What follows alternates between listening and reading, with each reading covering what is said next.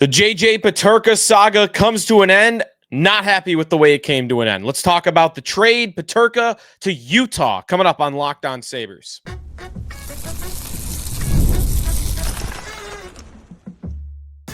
You're Locked On Sabres, your daily podcast on the Buffalo Sabres. Part of the Locked On Podcast Network, your team every day.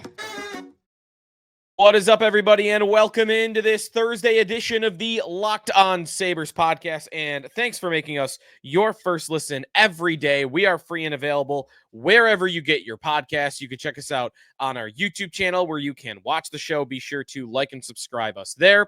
And also, if you would like breaking news text alerts and want to get in on some conversation on rumors and, of course, the deal that just happened, you can do all that over on our text club at Locked On Sabres on Join Subtext. You join at joinsubtext.com/Locked On Sabres. That's the link. You hit it, and then you sign up from there, and then there we go.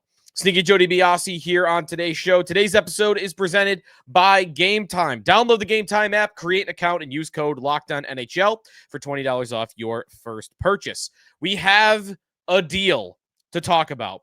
JJ Peterka traded to the Utah Mammoth. All the smoke for months going back to the trade deadline was real. He was on the table. He was on the trade market. He gets dealt to the Mammoth and also signs a 5-year extension right away worth $7.7 million per year. The Sabres, in exchange, get Michael Kesselring from the Mammoth, and then Josh Doan is the package the Sabres get back. We'll go through those two players, the reports on what the Sabres might have passed on, the impact on a Bowen Byram deal, and how we ended up at Peterka being dealt, and the lessons that I think we already learned from his contract with the Mammoth and where he ended up going. I think there's a lot to get to, and I don't think a lot of it is going to make Sabre fans feel all that great. It does not mean there isn't a potential light at the end of the tunnel. There is one possible positive spin I think you could put on this deal. But otherwise, this deal sucks. The Sabres and the Mammoth getting this deal done. I could not have imagined a worse feeling after Peterka would have been dealt than after seeing where he went and what the Sabres got in exchange. And I want to preface all of this with knowing or expressing that I do like these two players that the Sabres get in exchange. And I'll talk more about that in the middle of today's show. I do like Kesselring and Kesselring and Doan. Got to get that name right. Kesselring and Shane and Josh Doan. Michael Kesselring. Flustered already. And we only just got rolling here on this show. The real takeaway that I have from this trade is more about them deciding to trade Peterka with a mind towards they just wanted to trade JJ Peterka. And the motivation to why that happened, I think, is really tough to figure out. But I don't think it's the explanation that we all thought it was for months and weeks, which is that, oh, Peterka just doesn't want to be in Buffalo anymore and he wants to go to a big market. So let's explore, before we get to the details of the trade and the players that the Sabres get back, how did we get here? And why did Peterka want out of Buffalo? Because I do think that changes today. There were a couple of different possible explanations. The Sabres reportedly did not want to trade this player, but they end up doing it. Why? Different possible reasons. Did he want a bigger market? That was one of the number one reasons out there for why he wanted out. Wrong. He goes to Salt Lake City, a smaller metropolitan market than Buffalo, New York. He went to it's a faster growing city, but he went to a smaller market. He went to a smaller market in Utah. So, bigger market? No. Did Peterka want to go to a winner? Kind of hard to argue that. I'm not saying the Sabres are a better idea for wanting to win somewhere than Utah is right now. Utah's got a fun new owner that is putting a lot of assets and money into his team right now. He's redoing his arena. He's putting a lot of effort and money into the roster.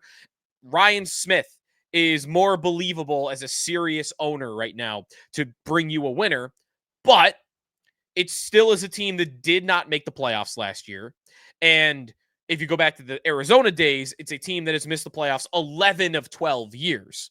So, sure, better winner than Buffalo, but not Florida, not Tampa, not Carolina or Edmonton or even LA. Like, he did not go to a perennial winner. So, did he want to go to a winner? I don't think it really mattered. Did he? And then the reasons where I think we start to get to what this really could have been. Did the Sabres just not want to pay him? And today I thought more about that question than ever before. Did they just not want to pay him? Well, one reason, one signal that you could look at to say, maybe they didn't, was the players that they got back in exchange, especially compared to some of the rumored players out there that we'll get to, didn't make almost anything. If you look at the two players the Sabres acquire, Kesselring has got one more year at $1.4 million, and then he's a restricted free agent. And I cannot imagine that in a year he's going to cost $7.7 million, as much as Peterka costs. And then Josh Doan makes $925,000, and then is an RFA next year. So the Sabres acquire $2 million versus what they were about to spend, which was going to be north of $7 million. Or at least that was the cost. So did they not just want to pay him? Listen, with this team, you have to always believe that that is possible because they are the only team in the league that has had more than $6 million of salary cap space 5 years in a row. They're the only team that's done that.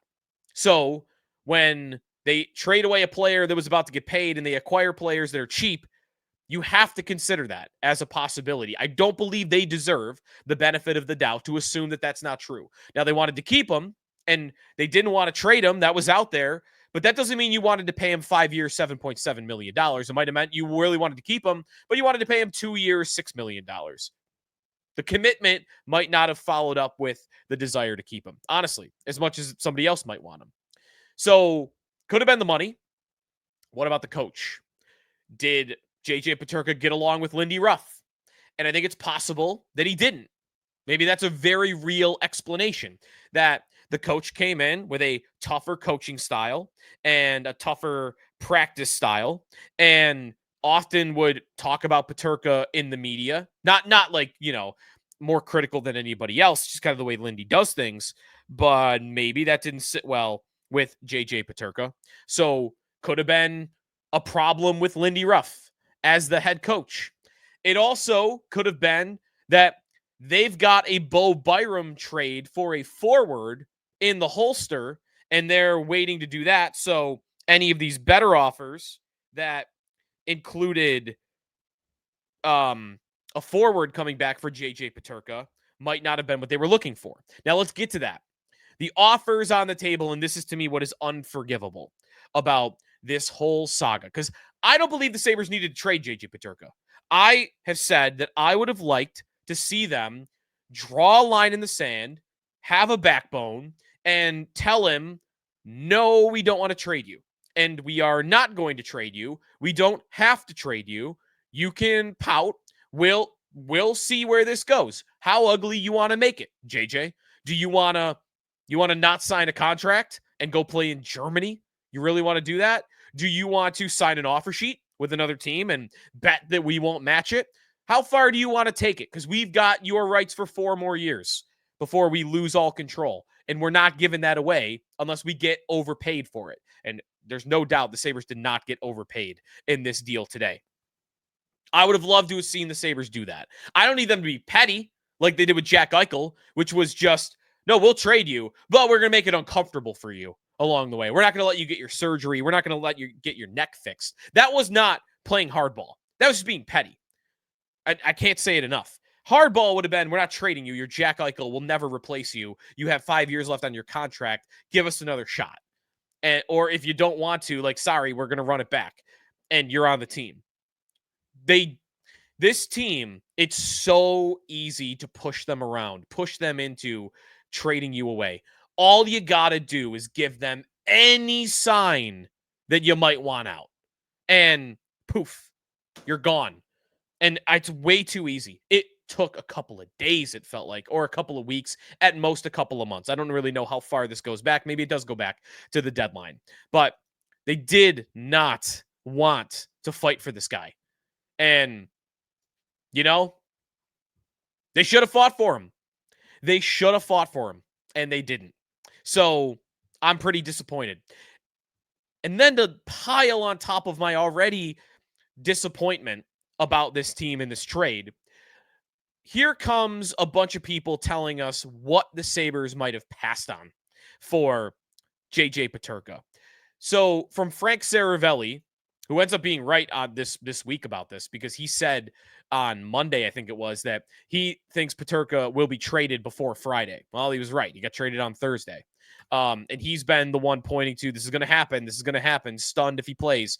He did. So Saravelli then also reporting on that things the Sabres had on the table that should leave fans feeling underwhelmed. He said that there was an offer on the table from the St. Louis Blues that included Jordan Kyrou. Now, included doesn't mean just Jordan Kyrou. Maybe the Sabres had to give up more. I don't know. Kyrou's had more production. Kyrou is a little bit older, 27 years old. And he also doesn't have any trade protection, I believe, until July 1st. So you had a couple more days to trade him away. And it sounds like he is on the table. Maybe that'll be the Byram trade. Who knows? Kyrou, though. You're telling me that instead of Kesselring, I could have had Jordan Kyrou, who has had 3 consecutive 30-goal seasons and 4 consecutive seasons of 67 points or more. No, I don't want that. Sweet. Okay.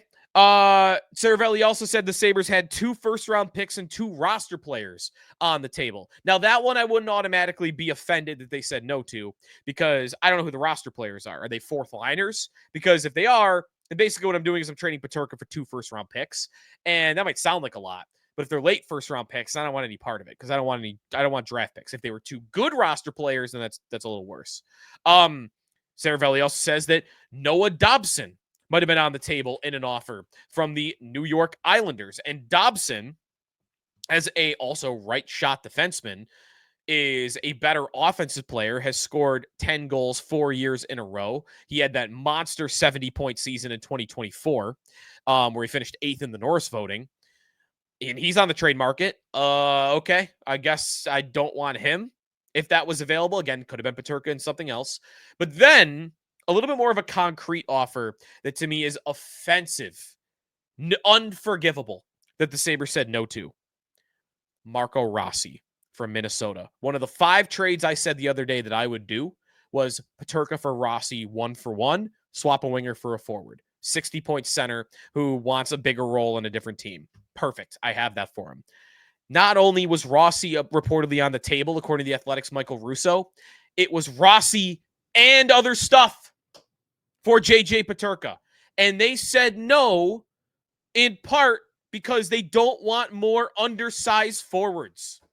It's an offensive no to say no to Minnesota. It's unbelievable that they could have passed on that player with their center depth being what it is. And I think they have taken this being tougher to play against, having a different style of play way too far. Way, way, way too far. And they better be careful, because they might finally be tougher to play against, and then they will be incapable of putting the puck in the back of the net, and it'll be all for nothing. So saying no to Marco Rossi, they just took it too far. I know they want to build a different type of team, but you cannot give up that much value. That is 3 players at least that I just mentioned, that are leaps and bounds more valuable than the players the Sabres got back for JJ Peterka. They gave away way too much value in this deal. All that being said, I do want to again express that I like these 2 players, and I'll talk about how much I do when we come back. Today's episode of the Locked On Sabres podcast is presented by Rugiet. Now, guys, you've probably heard of Viagra or Cialis. Maybe you've even tried them. But if you're looking for something beyond the usual pill, it's time to meet Rugiet Ready. Rugiet Ready is a next-gen prescription treatment designed to amplify arousal in the brain and boost blood flow. Unlike the usual pills that can take hours, Ryuget 3-in-1 formula dissolves under your tongue and kicks in fast, on average in 15 minutes. It can last up to 36 hours, so you can stay confident and in control when the moment is right. If traditional options haven't worked for you, Ryuget might be the answer. Over 150,000 men have already made the switch. You can even read real customer reviews on their site. It's helping a lot of people feel more confident and present in the moment. So head to rugiet.com/LockedOnNHL and use code LockedOnNHL to get 15% off today. That's RUGIET.com/LockedOnNHL and use promo code LockedOnNHL for 15% off at rugiet.com.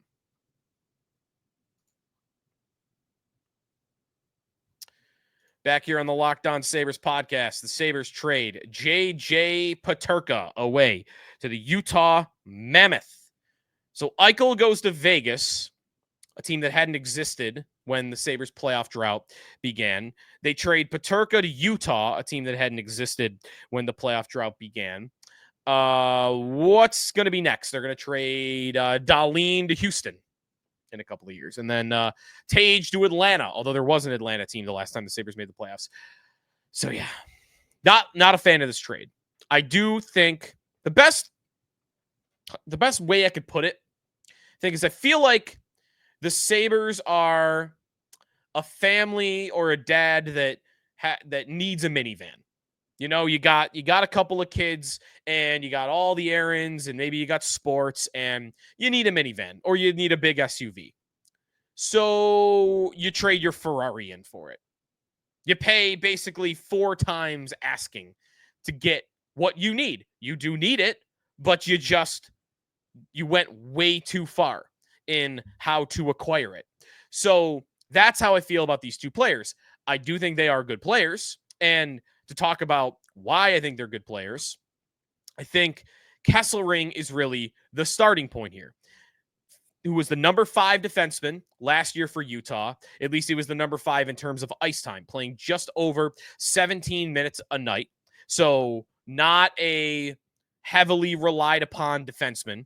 1741 to be exact is what he averaged. The previous season, in his first full rookie year, he averaged 1548, by the way. So this past season, he has 29 points and 7 goals in 82 games played. A 4.7 shooting percentage. That's important. I'll get to that in a moment. He is big, 6'5", 215 pounds, but he is not necessarily somebody that throws his body around a lot. 87 hits last season, which, to put that in context for a Sabre fan, although hit stats are usually tough to rely upon, he's got like 25 hits fewer than Mattias Samuelsson last season. I know that's the guy to pick out here for this because it's not going to make fans feel great, but he's not a bone-crushing hitter, but he will drop the gloves from time to time if he needs to. Kesselring is a good defensive defenseman, good play in his own end. He is a very fast player. If you look at some of his NHL edge stats, speed bursts over 20 miles per hour. He had 115 last season. The league average was 29. That puts him in the 96th percentile. He has a hard shot, 99th percentile. His hardest shot last year was 103.7 miles per hour. Honestly, the only guy with a harder shot last year might have been Tage, and that's it. So a booming shot. But again, even though it's a hard shot, it doesn't go in the net all that often. 4.7 shooting percentage. One of the first descriptions I saw of him last night was that he's a player that shoots the puck a lot. Didn't say anything about him scoring a lot, 7 goals last year, but he shoots the puck a lot because he's got a hard shot. A little bit of power play time, but not a lot. Kesselring, to me, what you're looking at are a couple of tools here. You're looking at skating, flies like the wind. He's got a hard shot, but offensively, he hasn't really put it together yet. But I think undoubtedly the reason he's been acquired is not for that anyway. It is for the defensive game, the defensive defenseman, big body on a right side that can play with Owen Power going forward. That, to me, is what you are acquiring here. So when I look at this player, I think he's pretty good. This is a pretty good idea. I think he is a good player. I think he is an upgrade for the Buffalo Sabres on their second pair. I think he is a better player than Henry Jokiharju is, and maybe by a good margin.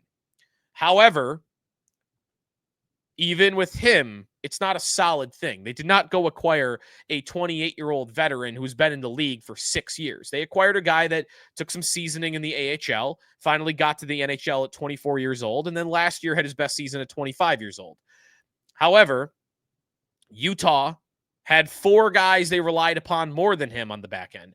Oli Mata played more than him. Ian Cole, Sean Dursey, John Marino, and Mikhail Sergachev. So actually, he ranked sixth on their blue line in average ice time last season. This team is going to ask him to be, at minimum, the number 4 defenseman. And if they trade Bowen Byram, there's a very real chance that he is the number 3 defenseman in terms of usage behind Rasmus Dahlin and Owen Power. That's a big step up for him. And you might believe because of the tools he has that he'll be capable of stepping up and playing the way he has in a larger role, but it's at least a question about him. So I like the player, but it's not a perfect idea. And then the other option, the other acquisition here, Josh Doan, the son of Shane Doan, who began his career. It was a really cool story in Arizona when he first played there. He, to me, is closer to a throw-in for this trade. Again, kind of like some things about this player. He is still pretty young, only 23 years old. He was a second-round pick, by the way, meant to mention with Kesselring. Kesselring was a 6th-round pick, so he's kind of developed really well here as a late-round pick. Josh Doan was a 2nd-round pick in 2021, and he has played 62 games in the NHL, 11 for Arizona 2 years ago, and then 51 this past year for Utah. He also did play in the AHL last season and, of course, the year prior. Last year, almost a point-a-game player in the AHL. In the NHL, 19 points, 7 goals in 51 games played. Now, same with Kesselring. There are some things to look at in his offensive game and wonder, all right, there might be some growth there. I watched a highlight reel of all the goals he scored last year. I watched a couple of shift breakdowns, and what I see is a player that actually has a decent shot. But it's not so good that he's ever going to be, I think, a 20-goal scorer in the NHL. He surprisingly actually scored a few goals on the power play last year. Utah had him in the net front on the second unit, and of his 7 goals, 3 of them were actually on the power play, almost half. So I don't expect him to do that for the Sabres, but he's done it in the past. I think the reason he's been acquired is a little bit bigger, 6'2", 200 pounds, tougher to play against, throws his body around a little bit. But even more than that, this is another addition in the name of defense, that this player is going to play on the Buffalo Sabres 3rd or 4th line, and he is going to be a tough player to beat offensively. You're going to have a tough time going around him. He's going to take the puck away from you. He's going to block shots, and that is where his value is going to be provided. 4th line role. To me, like an upgrade from Sam Lafferty with a smidgen of offensive upside. You know, I don't expect him to ever become a guy that scores more than 15 goals a year, but a 2nd-round pick that scores in the AHL, like, is there a chance that someday that translates to the NHL, given he's only really played 1 full season in the NHL, and even that was only 51 games? I guess you have to give him some chance, but I don't think it's likely at all that that's ever going to happen for him. So this is a 3rd, 4th liner, which means to me he's a throw-in. The meat of this deal is that Kesselring is in it. And again, as we break these players down, some nice things to like, but they should not have cost the Buffalo Sabres JJ Peterka. They absolutely should not have. And that to me is the biggest letdown of today, is that the Sabres didn't stand on business. They did not stand on their own business. They caved. They cowered. They panic traded a player that didn't want to be there, and they don't like that. And they are the quickest team to trade those guys that I've seen in the league. I brought up this example again today. The Tampa Bay Lightning had a young star at the time. He was a highly thought of player, Jonathan Drouin, in 2016, told the Tampa Bay Lightning, wrote a letter and tweeted it out through his agent, Same agent, by the way, as Peterka, Alan Walsh, that he'll never play for the Lightning again. Said, my time in this organization is done. And after that letter was written, the Lightning didn't trade him. They didn't trade him for pennies on the dollar like the Sabres just did with Peterka. They got him back on the ice. They said, you're playing for us. That's the only way you're playing. And he played 92 games for the Lightning after that moment, including a playoff run where he was almost a point-a-game player, was fourth on the team that season in 2017. And then a year later, after they'd repaired the relationship, after he'd been playing, they did trade him and they got adequate value back, getting Mikhail Sergachev, a player who was instrumental to them in winning Stanley Cups. Instrumental is maybe a little strong. He was a big help. He was a top pair defenseman a lot of the time. That is how you do it. Tampa, you say, no, we're not trading you for pennies. You're going to play for us, and we'll respect you enough to look for trades. And like what happened there. Oh, someone offered us Mikhail Sergachev. Okay, now we'll trade you, and we'll do what you wanted. The Sabres didn't do that. And I think they're going to probably get crushed for it over the next couple of days. And listen, this is the bet you make. When you got Kevin Adams going into year 6, to me, everything is on the table when it comes to criticism of this organization, how they operate, and who is in charge at the moment. All right, when we come back, how does this affect the Bowen Byram trade? Because I do think there is one element of let's wait and see here. And that's where you could think a little bit optimistically. That's coming back here on Locked On Sabres. Today's episode of the Locked On Sabres podcast is presented by Monarch Money. If you ever wished that managing your money felt easier with Monarch Money, it can. Whether you're growing your savings or planning a big purchase, Monarch puts you in the driver's seat. It's like having your own personal CFO, giving you full visibility and control over your finances. Monarch Money is more than a budgeting app. It's a complete financial command center. You can track all your accounts, investments, and spending in one place. So in addition to managing your money, you're also building wealth. Right now, I go out a lot to eat. I am golfing a lot, and my wife too is buying things, and you like to keep track, both of you together, planning long-term goals. It can add up really fast, and Monarch Money really keeps that all into perspective and makes it a lot easier to track and keep those long-term goals in mind. Take control of your finances with Monarch Money. Use code LOCKEDONNHL at monarchmoney.com for 50% off your first year. That's monarchmoney.com, code LOCKEDONNHL for half off your first year. Back here on the Locked On Sabres podcast. The draft tomorrow, by the way. We haven't forgot about the draft, but we are going to talk about that tomorrow morning, looking at what the Sabres should do at 9 overall, which is just mostly going to be they should trade the pick, but we'll get into a couple of prospects too. Bowen Byram. So there was also a report overnight that a Bowen Byram trade might be closer than ever. And there was a rumor about their eight teams maybe being interested in Bowen Byram, and also that some teams are going to revisit this now that the Sabres wanting a right shot defenseman, well, they don't need that anymore. And if a team didn't have that, now they might call the Sabres back and see if they want something else for Bowen Byram, which obviously in this circumstance has to be a forward. Now that Peterka is gone, Byram is the Sabres' number 1 trade chip. And they need a top 6 forward.